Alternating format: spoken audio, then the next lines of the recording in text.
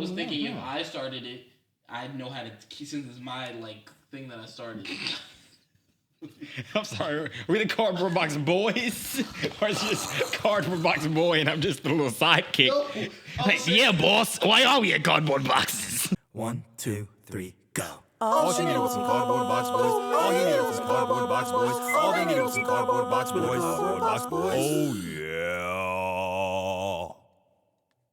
yeah. We're getting to that age now where I feel like nobody cares about us. You know what I'm saying? Like, we could really go to jail and nobody's gonna be like, those kids went to jail for something they didn't do. Or, you know what I'm saying? Or, like, that's pretty those sad. young, we're, like, at that age now. Oh, hey, didn't see you there. We are the Cardboard Box Boys. You might be wondering why we're in Boxes? cardboard boxes. But I think you really bummed me out with that little thing. I was really Sad. reflecting on. But it's real. I was thinking that. Yeah. It's sad. It's like, very nigga. sad. I thought about it because of the dude from my area that's going to jail for pedophilia. If you want to know where that came from. I was like, nobody's going to miss that nigga. I'm telling you just how I feel. All right, but yeah. But I'm glad that stop looking at me. I did. Don't look at me. Don't look at me. But I am glad in these areas or times of us getting older and realizing nobody gives a fuck about us, we have each other. Yeah. I would care a lot if you got hurt or went to jail. I just want you to know that. Thank you. I care a lot if you went to jail too. I would be like, he did But not if I got hurt. I'd be like, he did But not not if I do got hurt. that. But not if I got hurt. I care if you got hurt. I'd be like, Dax is not a sexual harasser. There's no reason he'd be in jail. What do you think is the best rap album of all time? To Pimp a Butterfly. Oh, fucking crazy leaky. What do you think it is? NBA young boys slime you out too? No, funny enough, because I was watching the Fat Joe podcast. They changed my mind a little bit. About what? The greatest album of all time is. What do you think it is? The great rap album? Mm-hmm. Ready to Die. I was literally about to say it. I knew you were going to say that. I didn't think so until that podcast. I was like, yo, I've never heard an album that had zero misses and timeless. What was your favorite rap album before that? I had a couple. Days Before Rodeo? That was one of them, like top 10, definitely. What was your favorite, you think? Illmatic, that shit, Griselda's album. Like, those were the ones I thought of, but then I was thinking in the criteria of timeless, no skips, literally every type of vibe you can imagine. Ready to Die had every type of rap part you can imagine. Had something for the ladies, something for the thugs, something for the people that like storytelling. It had something for everybody. Some even ignorant. They even had ignorant shit. Party and Bullshit. Was that on the album? Party. You only and had bullshit. like two. No, but sure. I think that was. I'm trying to make sure that was his song because he featured on a lot of songs. Something for the ladies, something for the thugs. But yeah, I think that album is top tier. I think it's like the number one album. Illmatic is up there, obviously, but Illmatic has skips. That's why I'm like, I need to listen to Ready to Die again, but I think as good as the rapping is, Shawty's album?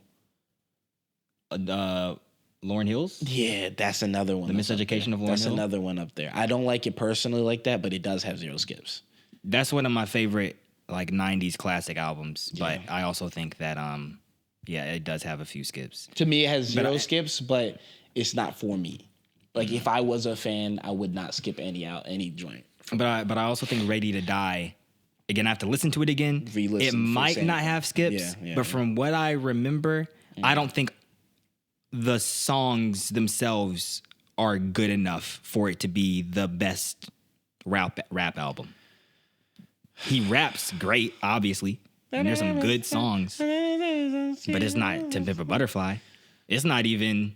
To Pimp a Butterfly isn't going to be as talked about as Ready to Die in 30 years. I do not think that's true. Because there's just so much more to dissect from To Pimp a Butterfly as an art piece. Yeah, cool. From like a certain demographic of people versus Biggie's. Any fan of rap is going to remember that album. I don't think that's the same. In 30 years, I don't know if that's necessarily true. Versus the Pimp a Butterfly, I think a certain person, certain type of people the people that love to dissect music and all that will still appreciate that. And I'm not saying he's not ever going to be appreciated, but I am saying versus Ready to Die, it's been how many years since that album came out? People are still fucking talking about it as the best rappers, like people that love rap. Yeah. Rap enthusiasts still talk about it. I'm just saying to this day that we could even go to 100 years, which is a long time. But I think that people will be dissecting To Pimp a Butterfly as just like a great piece of art. Just appreciate it just as an art piece. And Ready to Die, I don't see people really talking about Ready to Die later like that, because it's just not as much and it's not its fault, you know, because To Pimp a Butterfly probably wouldn't exist without a Ready to Die, just because Biggie's so influential, especially to anyone that really cares about rap. I'm gonna tell you what it is. Ready to Die is The Godfather. Okay. Pimp a Butterfly is Get Out. One is classic and one is modern day amazing. There's a difference. No, Ready to Die is, like the first movie was like a dude riding a horse for like 5 seconds. That's Ready to Die. No, Ready to Die is classic. It made it happen. I'm telling you, I just gave you the best fucking. Not even. I'll take Ready to Die because Get Out is one of the is probably the greatest modern day movie, but it's not the greatest movie of all time. I think Ready to Die is like that really old, and this I'm dead serious. That really old Christmas movie where it's like every time someone dies, an angel gets its wings or whatever. Every time a baby cries, an angel gets it's like an old classic. So then it can't be the most classic Christmas movie. It can't be because I don't know it. Like it can't just because it can't be one of the greatest movies of all time if I don't know it. Oh, okay. So you're the arbiter of every great movie that ever exists. Kind of am. Got it. So does more money really give you more problems? Yes. I disagree. Why are you looking at me? Let's keep that in there. I disagree. But I think more money. I'm gonna stop calling it that. It is more money. More money. Mo. Just elevates the problems you already had. Maybe more money does that, but more money gives you more problems. But I just feel like, because I also feel like when you grow, if you're doing the right type of growth, you lose some of the problems you used to have. So if you do have problems, it's replacing the problems you used to have. You're not, okay. I can't pay rent and, you know what I'm saying? Yeah. So that's where I'm like, people are lying. It's not more problems. It's, you replace those problems. You're always going to have problems. You're replacing those problems with money problems now. But at the same time, in reverse, you could also have more of the same problems. Like if you had a spending habit back when you were broke, and that's why you were broke. Now that you have money, you can enable the spending more because you have money for it. So now you have a real debt that you're in. So I think it's the same. It's not. There's never more problems when you have money. I think there's the same or less, but you feel like it's more because it's like more money that you're in debt now because you had more money. I mean, I do think it's very, I don't think I could blanket say anytime you get more money, you get more problems. But I do think that having money gives you just a new set of things to deal with. Like what? In terms of a lot of people knowing that you have money and therefore you gotta I haven't been in this position yet. Hopefully I can be. But where you get so much money that people are knocking at your door, yo, I heard you got money, can I borrow $1? You know what I'm saying? And I think that's a problem that's hard to deal with that you do not get when you are poor. Well, you don't think along with money management. This is where I agree and disagree with you. I feel like with that being said, the problem you had before was those people wouldn't even call your phone. That loneliness thing. You know what I'm saying? Not necessarily. I think before you had the money, they weren't loving you or wanting anything from you. So you weren't, but I'm saying they might not have wanted literally anything. It might have been like less love. You know what I'm saying? Maybe, but I don't think that's the something. common threat. I think it's like you can be poor and have family members that you love that are cool or whatever, or you have family members you don't talk to like that, and everyone has family members that's what you I'm don't talk to that like could that. Be a problem. But not on some like, oh my gosh, my family doesn't care about me. Just on some, I got family I care about, I got family I don't talk to like that. I got family I care about, I got family I don't care about. Is that what you were going to say, Dex? No, why don't you tell your family you're on the camera right now? I don't. I'm playing. No, I love my family. But versus when you get money, then you have people coming out the woodwork, and you have family members that you thought you knew that were cool with you, that would never ask you for something, that are now jumping at the chance to be like, hey, remember that time I helped you mow the lawn? Now can I get $5,000 to help with my water bill? You know what I'm saying? I think just having more money just gives you more responsibility. Well, I will say this isn't necessarily a money thing, but it is a what people see thing. When I had, I've been in the industry and stuff. When I've had certain jobs and stuff, I have seen, like, I remember one of my barbers when I went back in town, he never talked to me this much in his life. He would just be cutting. He's like, yo, yeah, I hear you're at X, Y, and Z. I was thinking, I got this script. Blah, blah, blah. Bro, we ain't never been on a script name basis in our lives. What is going on? And it felt like a lot of people kept coming up to me trying to randomly pitch me scripts. Uber. Remember when I first moved to LA? Yeah. I had to Uber to work because I didn't have a car. Uber drivers trying to pitch me scripts because they know where they're Ubering me to. Yeah. So I will agree that is a problem that I didn't have prior to notoriety or what's the word? That. But prior to what's the word I'm looking for? That's not like money. I mean, notoriety, that was a good one. Guess. Like Popularity, notoriety, whatever that is. There were more problems with that, but I think that's less of a money problem. Mm-hmm. I think when we're talking about that, yes, you got more problems with it. But just somebody throws $10 million to you right now, that's it, no strings attached. I don't think that's going to give you more problems than you already had before. I do think that the ways that people usually end up getting the money help, like what it correlates with, helps provide those problems. I do think if we could just get no strings attached money, then it wouldn't have it. But like everything like the $10 million you got for the porno shoot you did. Tings. Yeah. I wasn't supposed to tell them. Okay. I'm sorry. But here's what I will say. I don't think, like J. Cole one time said being broke was better. I don't think that's necessarily bullshit. True. He don't remember. He don't remember how it was back in the day. But I do think. I think everybody you have in LA more can problems agree with what we just said. I think just because you have more problems doesn't necessarily make the problems you were having before less manageable.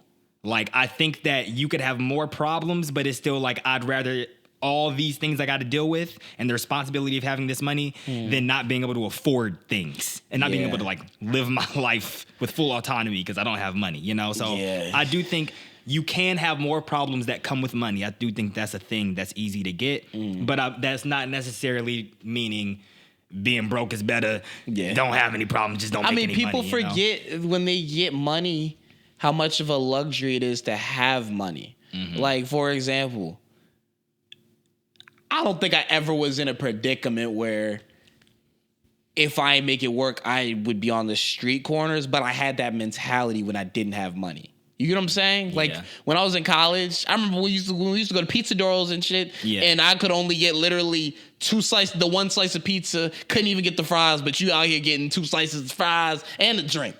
I was like, yo, if I don't make this money soon, I'm going to graduate and not know where my next meal is coming from because I could barely afford a slice of pizza.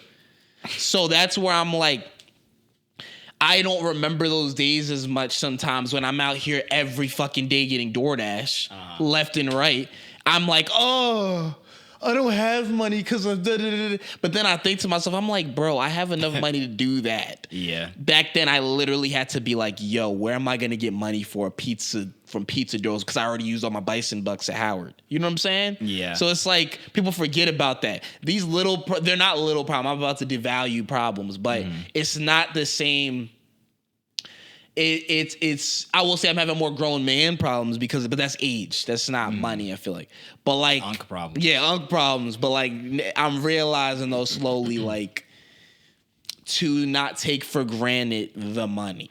Did I ever tell you my backup plan that if I was ever homeless on the streets, what I'd do? Break dance? No. Oh, close. I do think you told me magic or breakdancing. Magic. Yeah. I'd be a street magician. Yeah. And I really thought as a kid, like, if everything don't work out, I can be a street magician. I'm gonna hustle. I'm gonna make it. No money no more, they bro. They don't, man. I remember growing up in New York, bro. When I used to go to New York in the summers, bro, the subway, they was making good money. Now, because I feel like it's after so COVID, easy to bro, out. Just go on TikTok. Yeah, it's real easy to know how it works. You can look up that's not even what I'm talking about. I'm talking about just to watch the notoriety and stuff. Now it devalued it. Like everybody on TikTok. And even if you're homeless, somebody will come over with the camera to you and you could be viral. But I'm saying, so if you're just doing that, they're like, nigga, I just saw old man folks Joe on TikTok doing that shit. Old man folks Joe. Yeah, like the fuck, what am I paying you for? Pick a card and he gone. Real shit. It looks like you really don't have the hustle. Because if you're out here doing it on the streets and you still ain't on TikTok, you really don't got the drive like we thought you did. If you got a whole bunch of money, if you got $10 million today, do you think that you would switch up on your day ones? Like Jack Hartman? You think Jack Hartman switched up on his day ones? So. He was out here trying to be an actor and he said, Abe is ass. Nah, this crab man got money, bro. But you said when I switched up on my day ones? Yeah. I'm talking about switching up on our day ones. How switched up are we talking? Like, let's say you get $10 million, you get a section at a club, and then... What club are we talking? Highlight Room. You get a section at Highlight Room, and it's prime. Free promo. And let's say that one of your homies from high school isn't dressed the best, pops up. Let's say it's me. Bump it. I'll put me in this. I'm not dressed the best, right? But I'm like, yo, I know him. I know John. And I'm dressed like this. I got like a. I wouldn't do nothing. You let me in the section? I think the problem is, you know what? I think this is a great with this more money, more problems debate. All right. So the real problem is when you have just enough money. That's the real problem. Because if I was like barely getting into Highlight Room and I was in somebody else's section, that's when that question's really hard. Because it's like, do I bring myself down? Yeah, so that's where I think that's the real problems. I think when you're broke as fuck, you have problems to live, yes. But it's like you were born with those problems. You're like, that's second generational problems. It's in your blood to have those problems. But when you're like the barely can make it problems, that's the real problems. Because you don't know what it's like to be homeless. So you're fighting to not be homeless. Yeah. But you're also like, you have enough money to not hate yourself,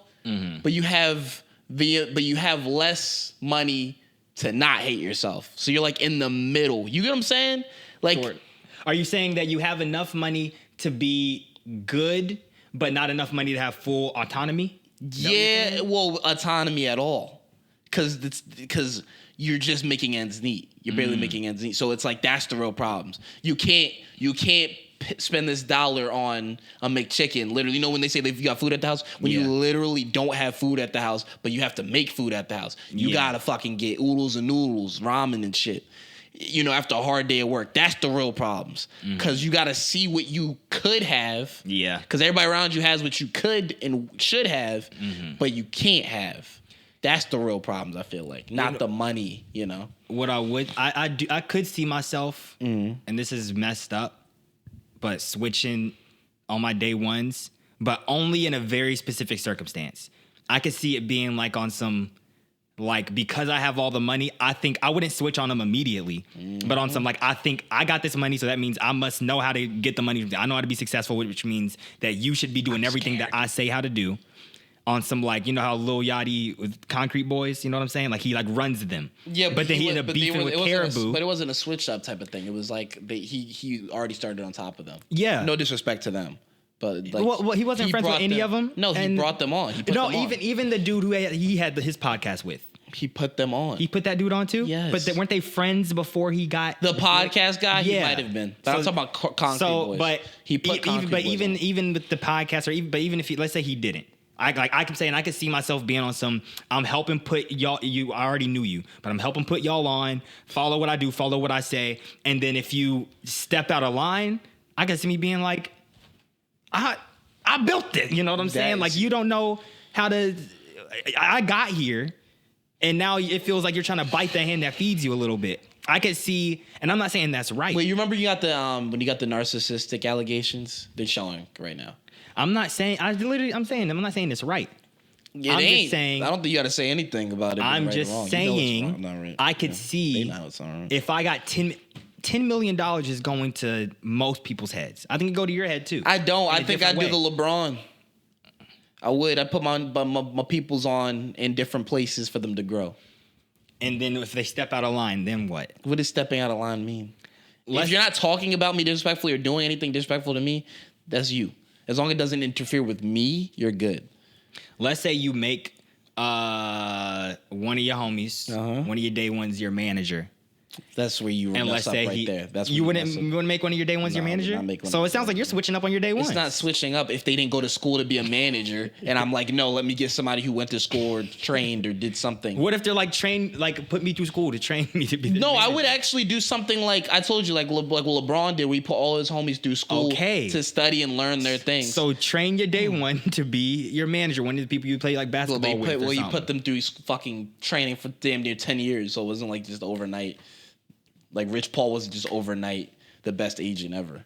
All right. Well, as long as LeBron gave him the blueprint. But till then, don't have another manager because now you're having someone take his job. Like wait for him to don't switch. I don't think LeBron didn't do that. I think he had another agent, than Rich Paul, and then became Rich Paul's. Sure, he wasn't like a free agent or something. I don't think free agent. You said he had an agent. That's not how that works, Dax. Oh my goodness. That does. Oh my God. Anyway, I think that anybody could switch up on their day ones if they had Joker, how you saying like all it takes is one bad day. Like I feel like I'm a loyal guy. That's what everybody thinks. So they get $10 million in their pocket. I feel like we've had enough times where little things have happened for me to know that I'm loyal. Like in regards to not even money, but like little bits of clout. Little bits of this, little bits of that, for me to know how loyal I am, at least. Sure, but everybody has slime tendencies. Everybody. Nobody's perfect. Not when it comes to money. When it comes to money, I'm not switching up. I'll literally just be like, if I do think you're bad with money or something, and you're like my homie, like we grew up together, here's your money. Whatever you do with that, that's on you. Cool. Now don't ask me for nothing. Don't what? Because I'm giving. If you're that type of person, like they come back like a year later and ask. Like, if they ask for $10K. No, if I already gave you your $15K for you to just because thank you for supporting me always. Here's your $15K. And now that they say they got a business that needs $25K to run, then they're gonna have if it's a business that I don't believe in, then no. Let's say they're selling knives. At Cutco. This dude right here. Didn't we have friends that did that? Yeah. Day ones, exactly. There's they just need your small investment. I didn't buy it of $10,000 more dollars, and I didn't put my money into it. Yeah, but I'm saying, but now you're on. You got $10 million. I had money to be putting into knives if I wanted to. So this sounds like you've already shown you could switch up on your day ones. That's what I'm saying. Because I'm not buying knives. You're helping out. No, that's what I'm trying to explain to you. I give you your little thing. You come back to me, that's on you. I gave you your cut.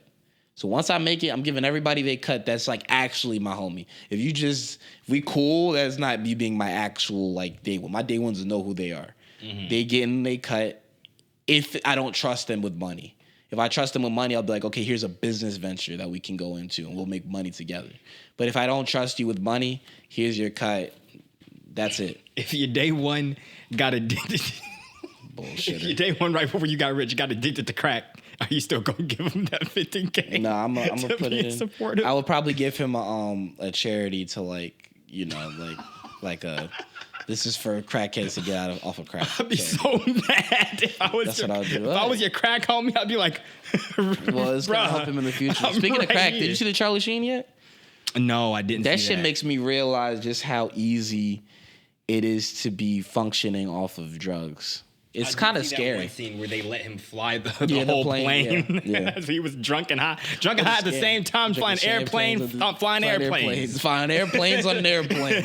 But no, that is scary that like you can be a functioning, and then we realize how many people I know in LA that are functioning druggies. You know what I'm saying? Because drugs are so okay now.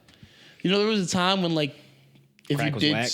No, but even every drug. There was a time if you did drugs, you were like a rebel or different, you know? Now it's like people are doing every type of drug like it's nothing and going to work off of it. Doing anything. I'm like, yo, back in the days, if you heard this shit, it would be like crazy. I mean, you think it's like making a bit of a resurgence? Because I feel like in like the 60s, 70s, it was like the hippie era. So everybody was doing like the weed and shrooms. And then the 80s is when people started doing coke and heroin and stuff. But it was still never viewed as good. Now I feel like it's viewed as good. It was like the culture, though, a little bit. The culture, yes, but it wasn't viewed as good. It was like, it was still rebellious. That's why we're saying hippies. We're not saying but the average, after we're not the saying the hippies, average like, person. When they were doing coke in like business rooms and Wolf of Wall Street and stuff like that. Was that ever viewed as good? No. A little bit. It was never viewed as good. I don't know. That was never viewed as good until now. Now it's so a part of pop culture. Before it was still taboo to do. It was like you couldn't just walk out and be like, "Yo, y'all want to do coke?" Now you can do that shit. I think some drugs are viewed as good now, but I think overall, I don't think coke was that. You just said coke. I don't think coke was ever viewed as a drug that you can't say like with the whisper voice. I don't think that's true. Nah, I feel like people used to just talk about just doing bumps, doing lines. Bro, in every setting? And a lot of them, as much as it is, as you're saying now. I feel like even now, it's still taboo. I can't say coke in every setting. I think you can in damn near every setting. That isn't like a place of God, of worship or something. And I feel like it's the same thing with, I feel like you used to be able to talk. I don't know, actually. I'm just talking about. Yeah, what the hell? But I do think. He was like, I'm back in the days. They used to talk about coke and the reason I feel like I kind of know this a little bit, though, is because of the places I've been and the people I've known my whole, I'm not about to say my whole life, like I'm around druggies all the time. But like, I've been around some places and I've known some people. Yeah. That it's like how they were able to talk about things then versus now was very different. Like now, you at a party, somebody literally just be like, "Yo, you want to do some coke?" Back then, I feel like it was like a little tap. You trying to? Nah, you would do this. You would do this, yo. You would do a little signal or something. I feel like now, and I'm saying I'm using coke is nothing now. That's what I'm trying to explain. Like that's nothing. Back in the day, that was the. Oh, he does coke. At one point, I think coke was now it's too. Now it's like no, but I'm saying we have the back in the days drugs and new. That's what I'm trying to explain. It ain't back in the days. All we had was back in the days drugs. I think if you're talking about weed, you're talking about that's shrooms. Different. Weed and shrooms are completely different. I think weed and shrooms, those are the drugs where I think people are like, yeah, it's cool, it's whatever. But I'm saying those because those are viewed as gateways. It upped everything else. Well, I don't agree. I'm saying that to say that weed is the most normal drug ever. So if they're doing that with that, imagine these other drugs to keep it relevant. It's crazy. And there's so many drugs that we haven't even heard of. Remember, I was fucking telling you about ketamine the other day. Like, bro, that shit is people just be like, "Oh, you trying to do ketamine?" It's like in normal conversation. I'm talking people I've never met before. We're in a conversation. I just met you, and you're saying that. You get what I'm saying? Yeah. Back in the days, it was you'd ease into it. You'd have to get to know if somebody's cool or not. I feel like people would just back in the day used to be like, "Yo, you try that heroin?" Like people just used to talk about it like that, and now heroin is like, again, that's a drug today where I think a lot of people just know that that's bad. Meth is like scary and bad. Like I do think. Then ketamine, what is ketamine? That's also bad. Nobody thinks that, though. I also think it's because it's newer. That's what I'm saying. I feel like it's sort of a resurgence of a thing we've seen before with drugs that are getting introduced into like just more of our common knowledge, where it's like people talk about it, people are like a little lax about it. It has really bad effects, and then it causes everyone to be really like, this drug is super bad. And then it almost becomes like an overcorrection, and then it treats certain people unfairly, and then I feel like it's like a cycle. But I do feel like I think that drugs are glamorized now. I'm not saying that they're just not, but I also think they're as glamorized as we've seen in history at certain points. Like, I don't know. Look at I'm not trying to be the parents, but look at the music. I haven't heard a Billboard Top 100 song that's a rap song that hasn't had some form of a drug that we haven't even heard of. You really getting on status. No, this new Diddy. Old hip hop. Did you say Diddy? I said that old hip hop. You said that new Diddy. That new old. I started a little bit. that new old Diddy. Oh, you like the new Diddy? You like the new? I like Diddy the jail Diddy. Yeah, I like that he is in jail. I like he's. I don't know. I think you like the old Diddy where he was. Not like the old Diddy before everything, when he was a baby. Okay. That Diddy. And you like the Diddy Do It Diddy. Got it. No, but it's like the thing we were talking about where you don't agree with me. I actually want to ask y'all, but like when they say most serial killers say my God, bro. They say they don't remember, like they'll black out after their first killing to when they get caught. And a lot of them agree that happens. And he thinks that's bullshit. Crock, bro. That's a load of crock. You're telling me that you can go on a 6-month killing spree? Bro, a lot of people say that. No, and all 6 months. I just don't remember the whole 6 months of my life. No, dog, you remember that. It'd be different. Again, I told you it's different if it's like a... I had this to get interviewed by the detective. But some of them I had don't this one even... killing, and I blacked out during the one. I woke up and I had the blood. Okay, sure. 1, maybe even 2. But you're telling me there are serial killers that be on the run for like 3 years, and you catch them on the 4th year, and they're just like, I don't know what. I was on a bender. No, but I feel like a lot of them, they're not in the same rooms, and they don't even know about the stories from the other serial killers. And their stories add up. They're very similar to the other serial killers in regards to, I literally don't know what happened. I blacked out after the first killing, and then I was just a completely different person. And it's like a consistent theme. And it's like, it's not like they're like, they interrogate them. They're like, what's that dude who ate people? Jeffrey Dahmer? Yeah. Jeffrey Dahmer did the same thing. And he said that he didn't remember after his first killing to his last killing. How do you feel about it? Like, and it's not like they're doing that.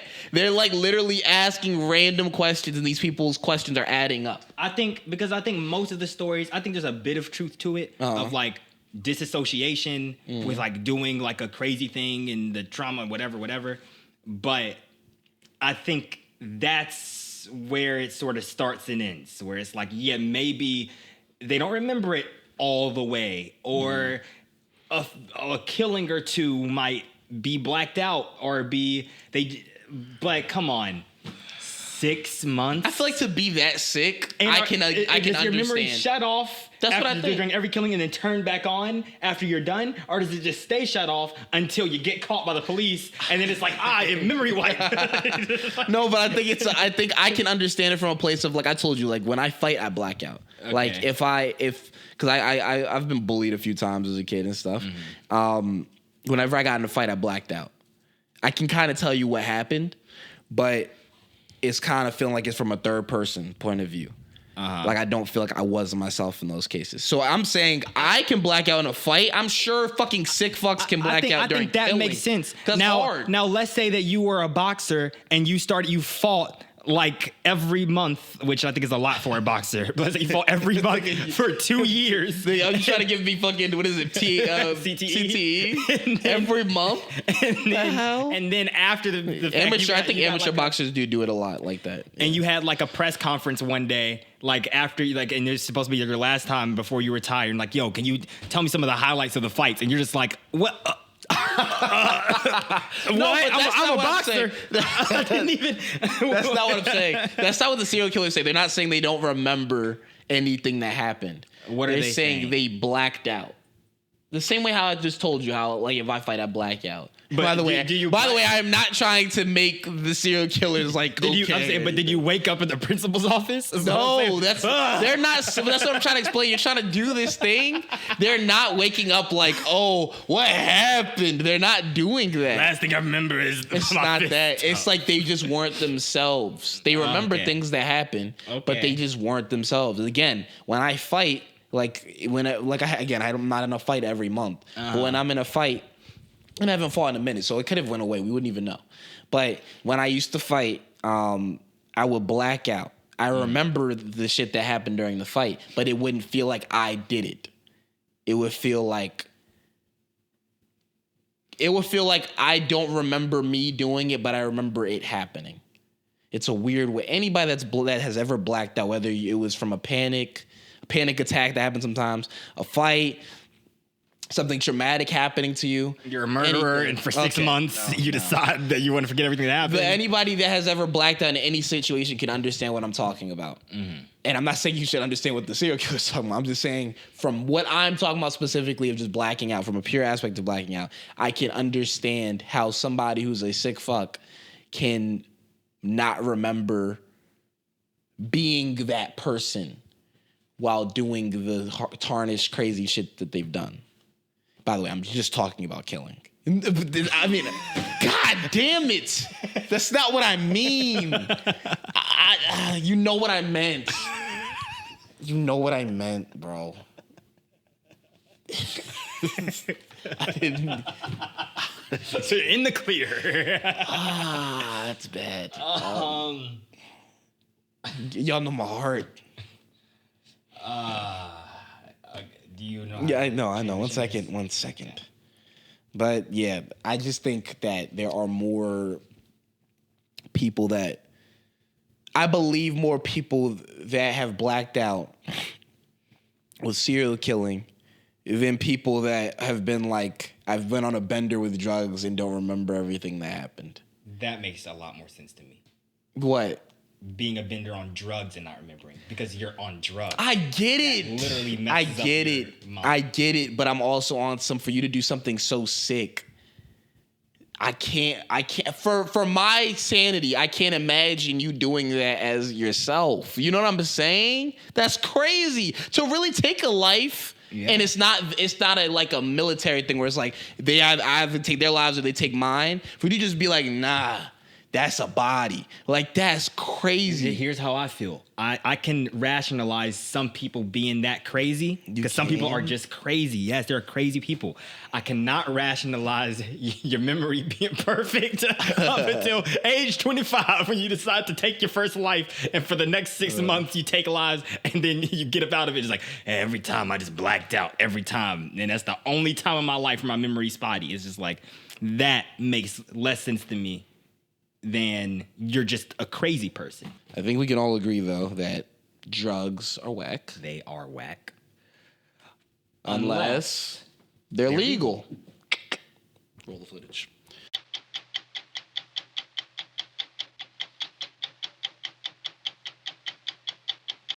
Tonight, we will sit down with a pioneer in this rap game.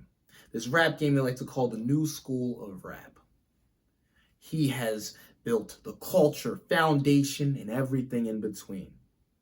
Tonight, we are talking to no other than Lil. I'm going to put this bluntly.